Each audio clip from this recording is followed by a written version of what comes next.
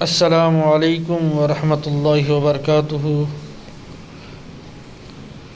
پیارے ریٹ کے ودیارتھیوں، ساتھیوں اور دوستوں، آپ سبھی کا ARM اردو ایجوکیشن پر استقبال ہے، خیر مقدم ہے۔ اور ابھی تک آپ نے چینل کو سبسکرائب نہیں کیا ہے تو جلدی سے سبسکرائب کریں تاکہ نئے ویڈیو آپ تک پہنچ سکے۔ چلو آج ہم رموز اوقاف کو پڑھتے ہیں۔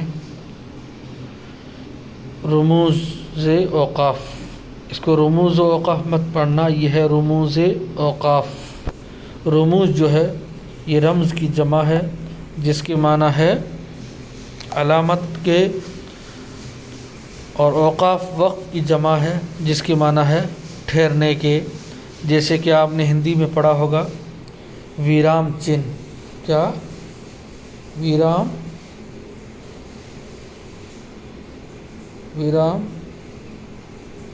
چن۔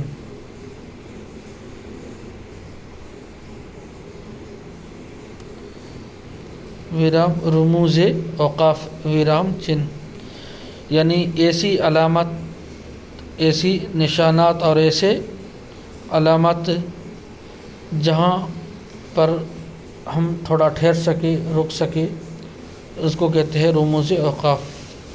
تو رموز اوقاف سے مراد وہ علامت یا نشانات ہے جن سے معلوم ہو پاتا ہے کہ عبارت یا تحریر میں کس جگہ کتنا وقفہ کرنا ہے، ٹھہرنا ہے، کہاں پر کتنا ٹھہرنا ہے، کیسی بات کرنی ہے، تو اس کو کیا کہیں گے؟ رموز اوقاف۔ تو ہم رموز اوقاف کو آج پڑھیں گے، یعنی ایسے چن، ویرام چن، جہاں پر کہاں تھوڑا ٹھہرنا ہے، کہاں زیادہ ٹھہرنا ہے، کہاں کس طریقے سے بات کرنی ہے، تو اس کو کہیں گے رموز اوقاف، اور اسی کو آج ہم پڑھنے جا رہے ہیں۔ تو رموز اوقاف کی روزمرہ اہمیت، یعنی ہر دن جو ہے اس کی اہمیت کیا ہے، تو ہمیں اپنے جذبات اور احساسات کو بات کے ذریعے دوسروں تک پہنچانے کے لیے کچھ لوازمات ضروری ہوتے ہیں۔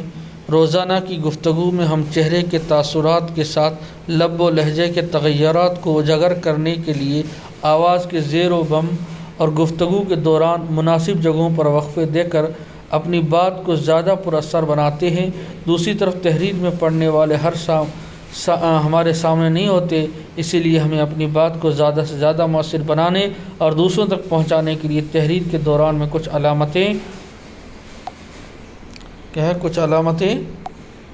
اشارے استعمال کرنے پڑتے ہیں۔ انہی اشاروں اور علامتوں کو رموز اوقاف کہتے ہیں۔ تو اب ہم سمجھتے ہیں کہ ہمیں اپنے جذبات اور احساسات کو بات کے ذریعے دوسروں تک پہنچاتے ہیں، تو اس میں کچھ لوازمات ضروری ہوتے ہیں۔ یعنی جب آدمی ایک دوسرے سے بات کرتا ہے تو اس کے چہرے کے ہاؤ بھاؤ سے، اس کے بولنے کے انداز سے، آدمی اس کے بولنے سے سمجھ جاتا ہے کہ اس کا چہرے کا جو ہاؤ بھاؤ ہے وہ کیا کہنا چاہتا ہے، وہ سمجھ جاتے ہیں۔ لیکن یہ تو گفتگو میں، اگر تحریر میں ہو، لکھنے کی شکل میں ہو، تو اس وقت ہم کیسے سمجھیں گے؟ کیونکہ اس وقت تو وہ ہاؤ بھاؤ دکھے گا نہیں۔ بولنے میں تو اس کا چہرہ جو ہے وہ ہمارے سامنے رہے گا، اس کا چہرے کا ہاؤ بھاؤ اور اس کا جو لہجہ ہوگا بولنے کا، اس اعتبار سے ہم سمجھ جائیں گے۔ جیسے کہ مثال کے طور پر آپ کو میں سمجھاتا ہوں، جیسے کہ ہم کمرے میں بیٹھے ہیں اور بیٹھے بیٹھے میں نے یوں پوچھا آپ کو کہ بارش ہو رہی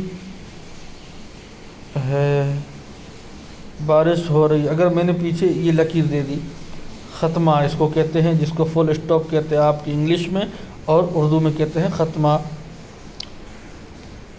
تو اب یہ ختمہ جو ہے یہ بارش ہو رہی ہے، تو اس سے یہ مطلب ہے کہ مجھے معلوم ہے، پورا یقین ہے، میں کمرے میں بیٹھا ہوں، یہ کہنا چاہ رہا ہوں کہ بارش ہو رہی ہے۔ اب یہ ہوا، اور یہی بات اگر میں اس کے پیچھے یہ چن لگا دوں اور کہوں بارش ہو رہی ہے، تو آپ سمجھو کہ بارش ہو رہی ہے، تو مطلب پوچھ رہے کیا بارش ہو رہی ہے یا نہیں، کیا کا استعمال ہی نہیں کیا، بارش ہو رہی ہے، تو آپ سمجھ جاؤ گے کہ بارش کے بارے میں پوچھ رہے کہ ہو رہی ہے کہ نہیں ہو رہی ہے۔ تو یہ تو سامنے اگر ہاؤ بھاؤ، اور اگر تحریر میں ہو تو اس طریقے سے چن سے ہمیں پتہ چلے گا۔ تو اسی کو کہتے ہیں رموز اوقاف۔ اور یہ بہت ہی تحریر میں ضروری ہے۔ اب آگے بتا رہے رموز کہتے ہیں، رموز رمز کی جمع ہے جس کا مطلب ہے علامت یا اشارہ یعنی نشانی۔ اوقاف وقف کی جمع ہے جس کے معنی ٹھہرنے یا رکنے کے ہے، وہی ویرام وہ اوپر رموز یعنی چن، اور اوقاف کے معنی ہے ویرام آرام ٹھہرنا، تو ویرام چن ان کو کہتے ہیں۔ رموز اوقاف کا استعمال، رموز اوقاف یا علامت وقف ان اشاروں یا علامتوں کو کہتے ہیں جو کسی عبارت کے ایک جملے کے ایک حصے کو اس کے باقی حصوں سے علیحدہ یعنی الگ کرنے کے لیے استعمال کی جاتی ہے۔ اردو، انگریزی یا دوسری زبانوں کے قواعد میں ان اوقاف اور علامات کو بہت اہمیت حاصل ہے۔ اگر ان کا خیال نہ رکھا جائے تو مفہوم کچھ سے کچھ، بلکہ بعض اوقات یعنی کبھی کبھی تو اس کے بالکل الٹ ہو جاتا ہے۔ ہاں، ان علاماتوں کا اور ان رموز کا، رموز اوقاف اور علامات وقف اور اشارے جو ہے، ان علامتوں کا لکھنے میں خاص خیال رکھا جائے گا، کیونکہ یہی ہے جو ایک جملے کے دوسرے جملے سے جدا کرتے ہیں کہ یہاں تک یہ بات ہوئی، پھر آگے یہ بات ہوئی، اور کبھی کبھی اس طرح اگر مل گھل گیا اور ہم نے ان کا استعمال نہیں کیا تو بات سمجھنے میں دقت، بلکہ کبھی کبھی بات بالکل الٹی ہی پڑ جاتی ہے۔ اس سے آگے مثال سے ہمیں ایک چھوٹی سی مثال دے کر سمجھا رہے ہیں، جیسے ٹھہرو مت جاؤ، ٹھہرو مت جاؤ، یہاں تو لکھا ہوا ٹھہرو مت جاؤ، یہ بیچ میں ایک چھوٹا سا چن لگا ہوا ہے، لیکن اگر یوں کوئی چن نہ ہو، یوں لکھا ہو ڈائریکٹ ٹھہرو مت جاؤ، ٹھہرو مت جاؤ، تمہارا کیا ہے؟ ٹھہرنا ہے یا جانا ہے، کرنا کیا ہے؟ تو اس کو کیا ہے؟ ٹھہرو مت جاؤ، یعنی ٹھہرنا نہیں ہے، چلے جانا ہے، رکنا نہیں ہے، جانا ہے۔ یہ تو چن لگا کے یہ بیچ میں یہ سکتے کا چن لگا کے بتائے گا ٹھہرو مت جاؤ، یعنی ٹھہرنا۔ اگر اسی کو اگر دوسری یوں چن لگا دے، یوں لکھ دے اپنے ٹھہرو، اس کے بعد اگر یہ سکتا کا چن لگا دیا اور آگے لگا دیا مت جاؤ، تو بھی اس کو ٹھہرو مت جاؤ، ٹھہرو مت جاؤ، یعنی ٹھہرو یہ سکتے کا چن لگا ہے، مت جاؤ یعنی رک جاؤ، جانا نہیں ہے۔ تو جہاں بھی لگائیں گے تو سمجھ میں آ جائے گا۔ تو یہی چن کی اور یہی ان رموز اوقاف کی بہت سخت ضرورت ہے تحریر میں، اس کے بنا مطلب الٹا سلٹا ہو جائے گا۔ رموز اوقاف یعنی وہ علامتیں جو عبارات کے درمیان میں بات کے مفہوم کو واضح کرنے کے لیے استعمال ہوتی ہے، بات سمجھانے کے لیے، مفہوم یعنی اس بات کو سمجھانے کو صاف کرنے کے لیے استعمال ہوتی ہے۔ اس میں بہت ساری ہے اردو میں، لیکن آپ کے جو سلیبس میں ہے، جو مشہور ہے، جو آپ سے پوچھا جائے گا امتحان میں، آپ کے ایگزام میں، آپ کے پیپر میں، انہی کا ہی ذکر کیا جا رہا ہے آپ کے سامنے، تاکہ آپ کو بس اتنے یاد رکھو اور وہ آپ کو سمجھنے میں آسانی ہو۔ تو نمبر 1 ختمہ۔ یہ ختمہ وہی ہے جو فل اسٹاپ ہوتا ہے، اس طرح ہوگا، یہ لکیر، جو لکیر ہوگی ختمہ۔ ختمہ علامت ایک پورے جملے کے خاتمے پر ایک چھوٹی سی لکیر کی صورت میں لگائی جاتی ہے، یعنی پورا جملہ مکمل ہو جاتا ہے تو اس وقت لاسٹ میں ایک چھوٹی سی لکیر لگائی جاتی ہے، جہاں کچھ دیر ٹھہرنا ہوتا ہے، تھوڑی دیر وہاں پر کیا ہوتا ہے؟ ٹھہرنا ہوتا ہے۔ یہ عبارت ایک جملے کے دوسرے جملے سے جدا کرتی ہے، یعنی یہ بتانا چاہتی ہے کہ یہ جو جملہ ہے، یہ واقعہ جو ہے، یہ اگلے واقعے سے جدا ہے، یہ واقعہ یہ ہے اور پھر اگلا واقعہ دوسرا کچھ اور ہے۔ اسے وقف کامل، اب یہ چیز تمہارے لیے بہت ضروری ہے، وقف کامل، وقف تام، یہ یاد رکھنا آپ کو ضروری ہے، کیونکہ یہی آپ کو کنفیوز کرے گا پیپر لینے والا، امتحان ممتحن جو ہوگا وہ آپ کو یہاں کنفیوز کرے گا۔ ختمہ بھی دے سکتا ہے، ہو سکتا ہے وہ کہے گا وقف کامل، وقف تام، اس طریقے سے کنفیوز کرے، تو اس کو بھی یاد رکھنا کہ ختمے کا دوسرا اور دو اور نام ہے، وقف کامل اور وقف تام، اس کو بھی یاد رکھنا۔ اور انگریزی میں اس کو فل اسٹاپ کہتے ہیں، فل اسٹاپ بھی کہتے ہیں اس کو، اور اس کو ہندی میں विराम कहेंगे, पूर्ण विराम कहेंगे। ये नंबर 2 पे सवालिया। देखो ये सवालिया जो है ये तो आसान है, आप समझ जाएंगे, यानी पर्सन चिन्ह। पर्सन चिन्ह जो आते हैं वो सवालिया जो चिन्ह होते हैं उसको पर्सन चिन्ह कहते हैं, या आप समझ जाओगे ये अलामत सवालिया। हाँ, इसका दूसरा नाम एक और है जो आगे मैंने एक चार्ट बनाया उसमें भी आपको बताऊंगा। इसका नाम इस्तिफामिया। वहीं पर तलबा क्या कर जाते हैं, बच्चे जो है वो गलती कर जाते हैं। इस्तिफामिया इसका नाम एक और है जो आगे चार्ट मैं आपको दे दूँगा, आप स्क्रीनशॉट लेके उसको याद कर लेना। सवालिया, ये अलामत सवालिया जुमले के आखिरी में लगाई जाती है। इस अलामत के इस्तेमाल से एक आम जुमले जैसे अभी मैंने वो बारिश वाला आपको समझाया है उससे आप समझ गए होंगे कि एक आम जुमले और सवालिया जुमले में वाज़ेह फ़र्क पैदा हो जाता है। जैसे अभी पिछले मैंने आपको समझाया बारिश के बारे में कि बारिश हो रही है, एक बारिश हो रही है, उन दोनों में चिन्ह, तहरीर में चिन्ह के ज़रिए से हमें पता चलेगा कि क्या है, सवाल है या आम जुमला है। जिन जुमलों में कोई सवाल पूछा जा रहा हो उन जुमलों में यह अलामत इस्तेमाल होती है। इन जुमलों के आखिर में अगर सवाली निशान इस्तेमाल ना किया जाए तो उन जुमलों का मफ़हूम सही तौर पर वाज़ेह नहीं होता है, इसलिए ये चिन्ह लगाएगा तब पता चलेगा कि यहाँ पर सवाल है, यहाँ पर सवाल नहीं है, आम जुमला है। ये तो सवाल या चिन्ह तो बहुत आसान है, आप समझ होंगे। अब आया है ये सकता। ये सकता ये क्या होता है, ये छोटा सा और मुख्तसर वक्फ़ा होता है जिसमें हल्का सा तवक्कुफ़ करके आगे बढ़ जाते हैं। इसको अंग्रेज़ी में कोमा कहते हैं। ये उन छोटे छोटे जुमलों के दरमियान इस्तेमाल होता है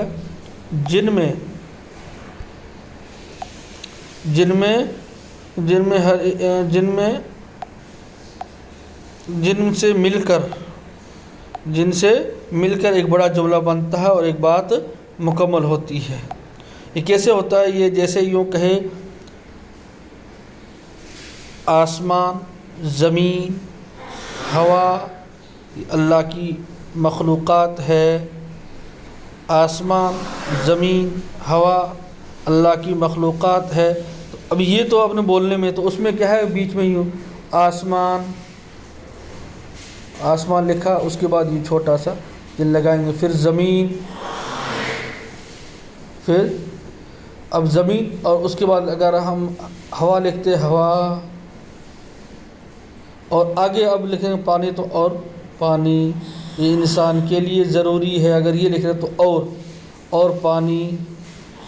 हर जगह पर और नहीं लगाएंगे, आसमान और ज़मीन और हवा और पानी, और हर जगह नहीं, बस बाकी जगह क्या है सकता, ये कोमा लगाते जाओ और आखिर से पहले वाला है उसमें क्या है और लगाओ और उसके बाद वो बात मुकम्मल करो। तो इस तरीके से छोटे छोटे जिनसे मिलकर क्या है जुमला बनता है। तो इसी का नाम क्या है, कोमा या सकता। अब है राब्ता, कांटेक्ट, यानी एक बात को दूसरे से कांटेक्ट करना कि ये फ़लाँ की बात है, राब्ता है। जैसे कोई मक़ोला या कहावत वगैरह, यानी किसी बड़े आदमी की हमेशा बात जो है वो बताई जाती है तो उसको मक़ोला कहते हैं या कहावत कहते हैं। जैसे बयान करने को इस्तेमाल किया जाता है, जैसे कि रसूलुल्लाह सल्लल्लाहु अलैहि वसल्लम ने फरमाया। अब उसके बाद ये दो चिन्ह लगा है, ये राब्ता है कि रसूलुल्लाह सल्लल्लाहु अलैहि वसल्लम ने फरमाया, और उसकी हू बहू किसी का मक़ोला या कहावत जो है वो बयान करना और हू बहू वही बयान करना जो जिसकी हम उस कहावत और मक़ोलों को बयान कर रहे हो, वो हू बहू उसने वही कहा हो। जैसे कि रसूलुल्लाह सल्लल्लाहु अलैहि वसल्लम ने फरमाया, नमाज दीन का सुतून है, नमाज दीन का सुतून है। अब नमाज दीन का सुतून है, उसमें क्या है, इसमें भी वावेन लगा हुआ है जो आगे आएगा, इसको वावेन कहते हैं, उसके बारे में भी आएगा। तो किसी की बात को नकल किया जाए, किसी की बात को नकल किया जाए और उस आदमी के नाम और उस बात के दरमियान में जो चिन्ह आएगा उसको क्या कहेंगे, राब्ता। उस रमज़ वक़्फ़ को क्या कहेंगे, राब्ता कहेंगे। उस चिन्ह को जो है वो राब्ता कहेंगे। आगे है तफसीलिया।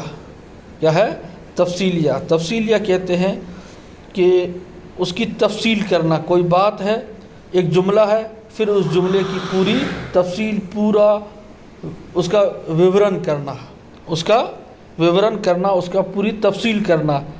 जैसे किसी लंबे इख्तिबास या किसी फहरिस्त को पेश करते वक्त उसका इस्तेमाल होता है। यानी पहले छोटी बात होगी, पहले उस मुख्तसर होगी, छोटी होगी, फिर उसी बात को पूरा खोल के बयान करना, तो उसके बीच में जो चिन्ह लगेगा उसको तफसीलिया कहेंगे। और तफसीलिया चिन्ह ऐसा लगेगा जैसे अब यहाँ मिसाल के तौर पर बता रहे हैं इस्लाम की बुनियाद कितनी चीज़ों पर, 5 चीज़ों पर है, तो वो बताएंगे। तो इस्लाम की बुनियाद 5 चीज़ों पर है।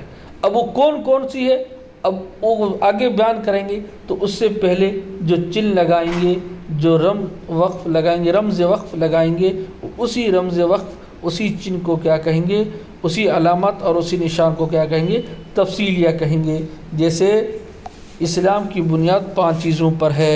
अब ये देखो, अब वो 5 चीज़ों कौन से? अल्लाह की वहदानियत और रसूलुल्लाह सल्लल्लाहु अलैहि वसल्लम की रिसालत का इकरार, नंबर 2 नमाज कायम करना, नंबर 3 ज़कात देना, नंबर 4 रमज़ान के रोज़े रखना, नंबर 5 हज करना। और भी कोई भी ऐसी बात हो, पहले छोटी जिक्र करना, फिर उसको खोल कर जिक्र करना। उसके बीच में जो चिन्ह आएगा वो तफसीलिया चिन्ह कहलाएगा। यानी अब इसकी तफसील कर रहा है, इसको खोल के बयान कर रहे हैं। अब आगे आ गया है कौसैन, जिसको ब्रैकेट्स कहते हैं इंग्लिश में। कौसैन या खतूत वहदानी में इबारत के ऐसे हिस्से लिखे जाते हैं जो जुमला मोतरिज़ा के तौर पर आते हैं। जुमला मोतरिज़ा ऐसे जुमले को कहते हैं जो इबारत में आ जाए लेकिन असल इबारत से उसका ताल्लुक़ न हो, बल्कि हवाले के तौर पर उसका ज़िक्र आए। हाँ, तो ब्रैकेट्स और कौसैन में जो भी आएगा वो जुमला मोतरिज़ा, यानी जो हम पढ़ रहे हैं, जो हमारे लिए असल इबारत है, उससे उसका ताल्लुक़ नहीं होता, वो असल इबारत नहीं होती है। बस वो असल इबारत जो चीज़ आई है उसको बयान करने के लिए, यानी इसका मतलब ये है। कोई छोटी चीज़ होती है उसको बताने के लिए ब्रैकेट में, या पढ़े भी होंगे इंग्लिश वगैरह में कि ब्रैकेट में जो चीज़ बताई जाती है, यानी वो असल इबारत नहीं होती है, असल चीज़, मेन चीज़ वो नहीं होती है, बल्कि वो एक चीज़ को समझाने के लिए ब्रैकेट में रख देते हैं कि इसका मतलब ये है। तो उसी को कहते हैं, उसमें जो चिन्ह लगेगा वो ब्रैकेट और कौसैन। उर्दू में उसको क्या कहेंगे, कौसैन, ये याद रखना।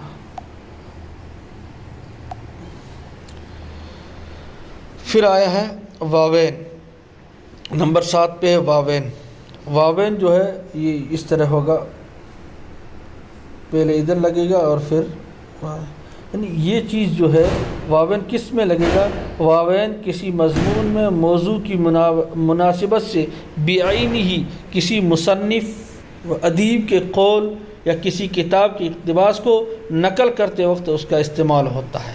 हाँ, इसको वावेन को समझो कि ये वावेन जो है ये किसी भी मज़मून में मौजू की मुनासिबत से, यानी कोई भी हम लिख रहे हैं उसकी मुनासिबत से किसी की बात हमारे दिमाग में आ गई कि फ़लाँ मुसन्निफ़ ने, फ़लाँ लेखक ने ये बात कही है, तो उस मुसन्निफ़ की हूबहू बात को उस मज़मून में, उस हम अपने लेख में दूसरे किसी लेखक की बात को नकल कर रहे हैं, तो उस बात को नकल करेंगे, जो उसकी बात होगी उस बात को नकल करते वक्त कहेंगे कि ये फ़लाँ मुसन्निफ़ ने यहाँ से लेकर यहाँ तक जो बात है ये फ़लाँ मुसन्निफ़ की है या फ़लाँ साहित्यकार अदीब की है, तो उसको क्या कहेंगे, वावेन कहेंगे। इसी तरह कोई हदीस या कुरान की आयत आ जाए तो उसको भी वावेन के दरमियान हम लिखेंगे, तो उसी का नाम है वावेन। और ये वावेन चिन्ह उसी को नकल करते वक्त इस्तेमाल करते हैं।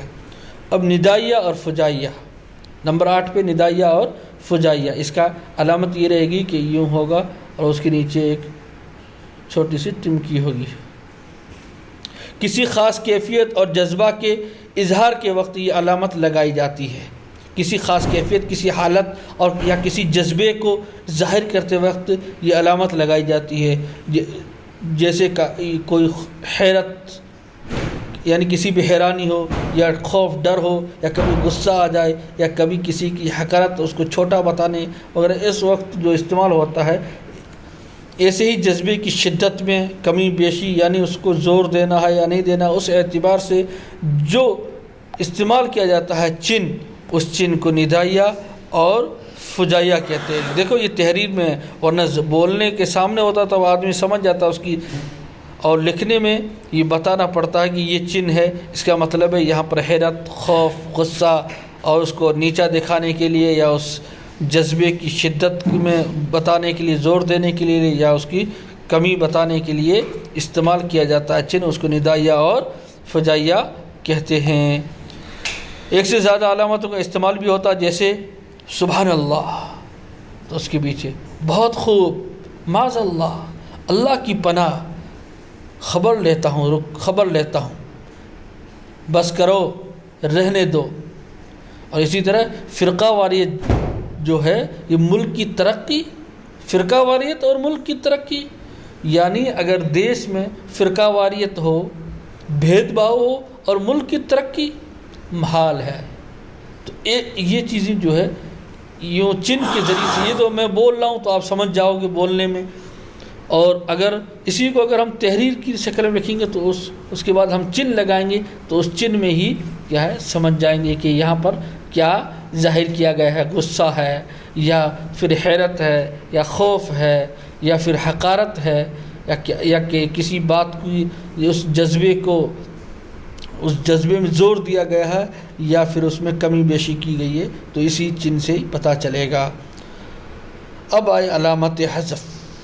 علامت حذف کیا ہے کہ کسی محذوف عبارت کی جگہ اس کا استعمال ہوتا ہے، یعنی کسی لمبی عبارت کو نقل کرتے وقت اختصار کے پیش نظر عبارت کا کچھ حصہ نقل کرتے ہیں اور بقیہ عبارت کی جگہ ان نقطوں کا استعمال کرتے ہیں۔ عام طور پر قلت جگہ یا قلت وقت کی بنا پر ایسا کیا جاتا ہے۔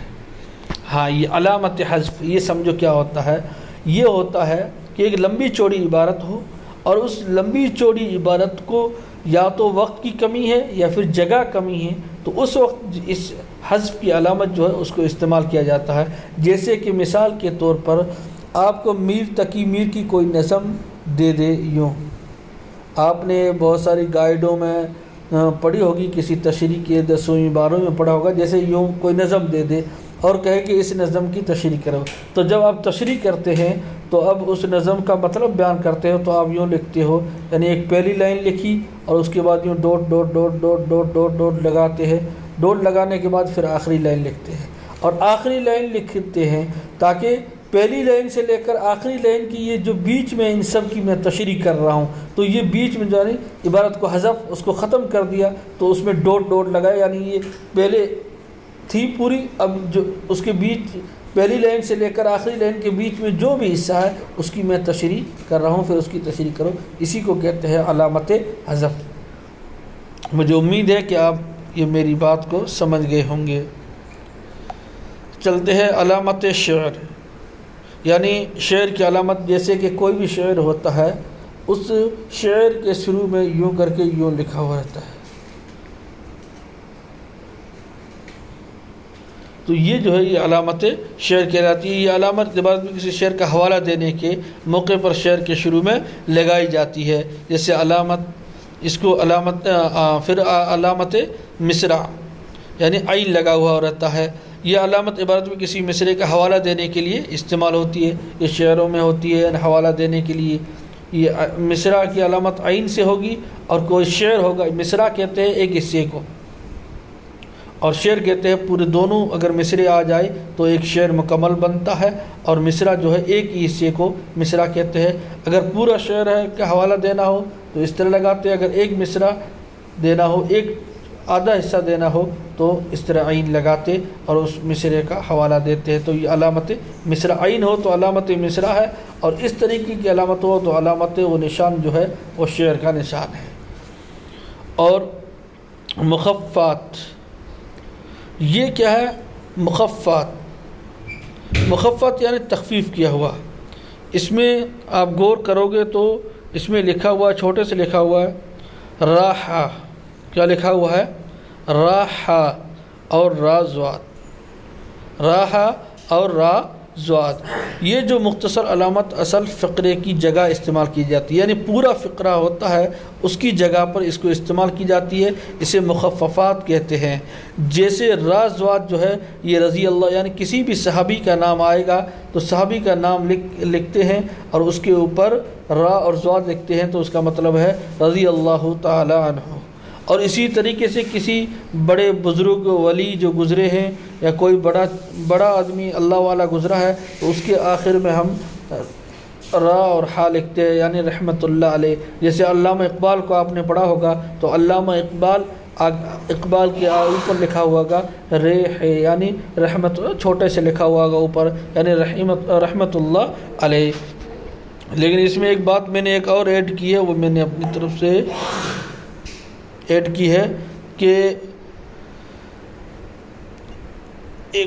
بعض لوگ سواد کو جو ہے وہ مخفف استعمال یہ تو انہو کی جگہ مخفف استعمال ہوتا ہے، رحمۃ اللہ علیہ کے راہا کی جگہ مخفف استعمال ہوتا ہے۔ واضح ہے کہ صلی اللہ علیہ وسلم، یعنی جب بھی ہمارے نبی محمد مصطفیٰ صلی اللہ علیہ وسلم کا نام آئے تو اس وقت پورا لکھیں صلی اللہ علیہ وسلم، لکھنا کیا ہے ضروری ہے، اس میں تخفیف درست نہیں، یعنی صرف سواد لکھ دینا یا سواد لام عین میم لکھ دینا سلام، تو اس طریقے سے اس سے آپ ہمارے نبی محمد مصطفیٰ صلی اللہ علیہ وسلم کا جب نام آئے تو صرف سواد اور سلام سے بچنا چاہیے، ایسا بچنا ضروری ہے، نہیں لکھنا چاہیے بلکہ پورا صلی اللہ علیہ وسلم پورا درود شریف لکھنا چاہیے۔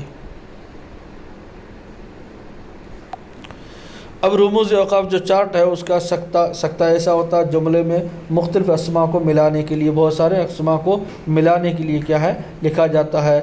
اس کا دوسرا نام، سکتے کا دوسرا نام کیا ہے؟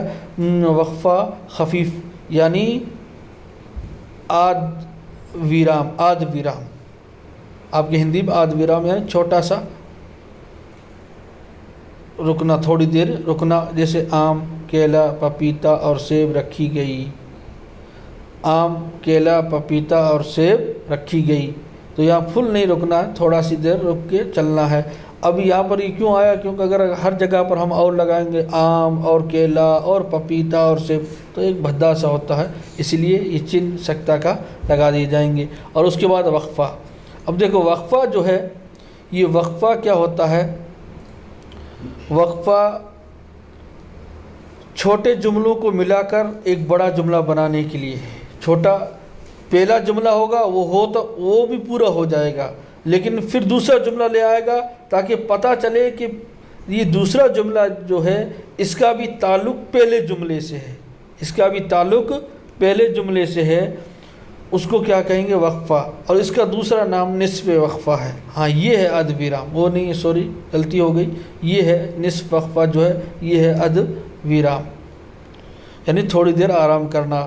جیسے شہد صحت مند غذا ہے، یہ لذیذ اور طاقتور بھی ہے، یعنی اب شہد صحت مند غذا ہے، یہ ایک جملہ تو ہو گیا چھوٹا، یہ بھی صحیح ہے، جملہ پورا ہو گیا، لیکن یہ لذیذ اور طاقتور بھی ہے، اب اس کا تعلق بھی اس سے ہے، تو ایک بڑا جملہ بن گیا۔ تو اس کے بیچ میں جو آئے گا وہ اس کو کیا کہیں گے؟ وقفہ کہیں گے، اور اس کا دوسرا نام نصف وقفہ ہے، یہ یاد رکھنا ہے۔ رابطہ جملے کو دو الگ الگ حصوں میں رابطے کے لیے، جیسے یہ ایسا چن آئے گا، اس سے رابطے کا دوسرا نام وقف لازم ہے، یعنی یہاں پر رکنا لازم ہے، اس طرح چن لگانا لازم ہے۔ جیسے ماسٹر بیٹھ جائیے، یعنی ماسٹر بولے بیٹھ جائیے، ماسٹر بولا بیٹھ جائیے۔ اسی طریقے سے اور بھی کسی کی بات ہو اس کو نقل کرنا تو کیا ہے؟ جیسے آپ یوں کہو کہ جیسے یہ میرا چینل ہے ARM اردو ایجوکیشن، تو آپ کہو کہ اردو ایجوکیشن میں مولانا عبدالرشید نے یہ کہا کہ آپ کا اس چینل پر ویلکم ہے اور آپ کا استقبال کرتے ہیں اور آپ کا خیر مقدم کرتے ہیں۔ تو یہ بات جو کہنا ہے یہ کیا ہے؟ یہ کیا کہلاتی ہے؟ یہ رابطہ اور وقف لازم کہلاتی ہے۔ اور تفصیلیہ ایک جملے کی تفصیل دوسرے جملے میں دینے کے لیے، اور اس تفصیلیہ کا دوسرا نام ہے علامت ذیل۔ اسم کی اقسام درج ذیل ہے، یعنی تفصیلیہ کا مطلب یہ ہے، علامت ذیل کا مطلب یہ ہے کہ جو بھی مختصر چھوٹی چیز بیان کی گئی ہے اب ان کی لمبی تفصیل بیان کی جائے گی، جیسے کہ یہاں بتایا ہے علامت ذیل یعنی اسم کی اقسام درج ذیل ہے، یعنی اسم ہے پھر اس اسم کی اقسام درج ذیل ہے۔ اب کون سی اسم کی بہت ساری قسمیں ہوتی ہیں، اسم تنکیر، اسم تعریف اور بہت ساری قسمیں ہوتی ہیں، ان کو بیان کرنا یہ سب کیا آتی ہے تفصیلیہ میں آئے گی۔ پہلے اتنی کہیں گے اسم کی اقسام درج ذیل ہے، یعنی اسم کی جو علامتیں ایک قسمی ہیں وہ نیچے لکھی گئی ہے، اب وہ کون سی ہے وہ پوری بیان کرنا، اسی کا نام کیا ہے تفصیلیہ۔ ختمہ کا آپ نے پڑھ لیا، جملے کے اختتام پر یا مخفف حروف پر لگایا جاتا ہے ختمہ، جہاں پر فل اسٹاپ ہوتا ہے، اس کو نام وقف مطلق ہے، وقف تام اور وقف کامل، یہ نام آپ کو یاد کرنا۔ جیسے میں نماز ادا کر چکا ہوں، ہاں، اور ایک بات اور یاد رکھنا، ایک تو آئے گا یہ وقف مطلق کہو، وقف تام کہو، وقف کامل کہو یا ختمہ کہو، ایک تو آئے گا فل اسٹاپ پوری جگہ پر، اور ایک آئے گا کہاں پر جہاں مخفف حروف ہوتے ہیں، جس کو شارٹ نام ہوتے ہیں، جیسے آپ نے لکھتے ہیں ایم آئی،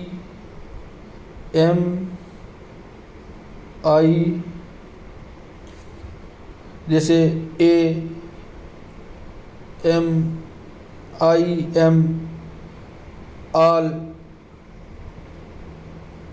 ایم، ہاں، آل،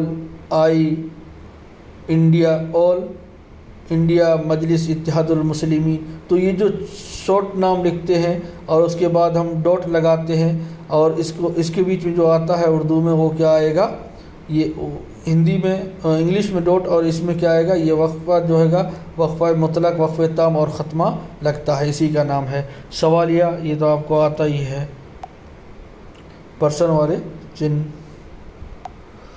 ندائیہ، کسی کو پکارنا، بلانا، جذبات اور احساسات کا اظہار کرنا، یہ بھی میں آپ کو بہت تفصیل سے سمجھا چکا ہوں۔ اسی طرح واوین، یہ بھی آپ یاد رکھ لینا، اس کی نوٹ لے کے یاد رکھ لینا، سب سمجھا چکا ہوں۔ خط، جملے میں اچانک تبدیلی کوسین کی طرح ہے، یہ کیا ہے کوسین کی طرح ہے، جب کسی چیز میں کوسین میں جس طرح جملہ معترضہ ہوتا ہے، یعنی اصل عبارت میں نہیں ہوتا ہے، لیکن کسی سمجھانے کے لیے کیا ہے کوسین بریکٹس آتے ہیں، اسی طریقے سے یہ بھی خط بھی آتا ہے۔ میں آنا چاہتا تھا، ایسا ہوا نہیں، یعنی میں چاہتا تو تھا لیکن ایسی بات ہو گئی کہ میں آ نہیں سکا، ایسا ہوا نہیں، میں آ نہیں سکا، تو اس کے بیچ میں جو آئے گا وہ خط کا کوسین آپ کو میں سمجھا چکا ہوں۔ جیسے علامہ اقبال ہمارے قومی شاعر ہے، یہاں بات تو پوری ہوگی۔ اب شاعر مشرق کا کوئی اس سے علامہ اقبال سے اگر نہیں ذکر کرتے تو بھی یہ ہماری بات مکمل ہو گئی، لیکن شاعر مشرق کہہ کر بس اس کی ایک اور بات کو، یعنی علامہ اقبال کون سے علامہ اقبال ہے، دوسرا کوئی نہیں، شاعر مشرق جو ہے وہ علامہ اقبال یہاں سے مراد ہے، بس اتنی بات سمجھانے کے لیے یہ شاعر یہ کوسین کے بیچ میں لے آئے ہیں۔ علامت حذف، یہ بھی آپ کو سمجھا چکا ہوں۔ علامت ترک، عبارت میں جب کوئی لفظ لکھنے سے رہ جائے تو اس وقت جو ہے وہ اس طریقے سے علامت لگائی جاتی ہے، میں نے اس کو بتایا ہے۔ اب کو اگر چھوٹ جائے تو اس کی جگہ پر اس طرح لگاتے ہیں تاکہ یہ پتہ چلے کہ یہاں پر ایک لفظ چھوٹ گیا ہے، ترک ہو گیا ہے، ترک کے معنی چھوٹنا، اگر چھوٹ جائے تو اس وقت ایسے علامت لگائی جاتی ہے۔ علامت شعر لکھنے سے پہلے استعمال کی جاتی ہے، جیسے کوئی امید بر نہیں آتی، کوئی صورت نظر نہیں آتی۔ یہ میرے پاس جو بچے پڑھ چکے ہیں 10ویں میں بڑے، میرا یہ بہت پسندیدہ شعر ہے، کوئی امید بر نہیں آتی، کوئی صورت نظر نہیں آتی، آگے آتی تھی حال دل پہ ہنسی، اب کسی بات پر نہیں آتی۔ اسی طرح علامت تخلص، یعنی شاعر جو ہے وہ غزل میں قطعہ میں جو ہے وہ اپنے تخلص کو بیان کرتا ہے، اس کو کہتے ہیں علامت تخلص شاعر کے ادبی ناموں کے اوپر لگائی جاتی ہے، یعنی شاعر جو ہے وہ اپنے تخلص والا نام ہے اس کے اوپر لگاتا ہے اس طریقے سے نشان، جیسے کعبہ کس منہ کو جاؤ گے غالب، تو غالب کے اوپر جو یہ لگی ہوئی علامت، اس کو علامت تخلص کہتے ہیں، یعنی شاعر جو ہے یہ تخلص میں اپنی اصل نام نہیں بلکہ تخلص میں اصل نام غالب کا بیگ مرزا اسد اللہ ہے، لیکن غالب اس کا تخلص ہے، اصل نام کے علاوہ اسی کے اوپر کیا ہے۔